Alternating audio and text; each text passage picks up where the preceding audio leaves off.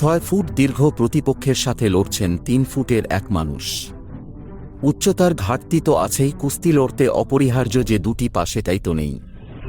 তার এমন অসহায় অবস্থায় মারা গেছেন ২৬ বছর বয়সী যুবক হয়েছেন, প্রমাণ করেছেন অজুহাত নয়, 2 হাত দিয়ে জীবন যুদ্ধে এগিয়ে যাওয়া যায়।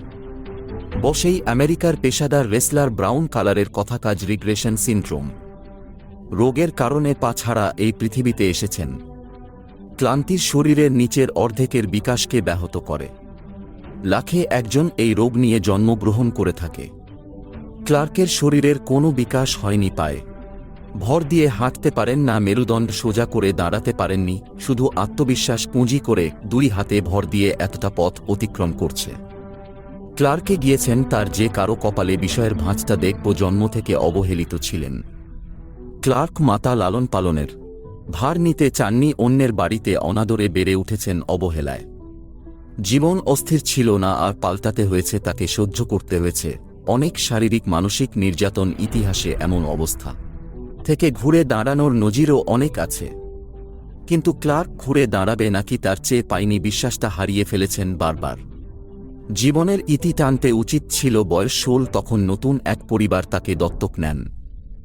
সেখানে তার জীবনের নতুন অধ্যায় সিদ্ধান্ত নেন কুস্তিগির হবে। আশেপাশের অনেকেই বিস্মিত হয়ে ভাবে আকাশকুসুম কল্পনা, কিন্তু তার জীবনের আর কোনো অজুহাত জানায় রেসলিংয়ের প্রস্তুত হতে ভর্তি হলেন জিমে।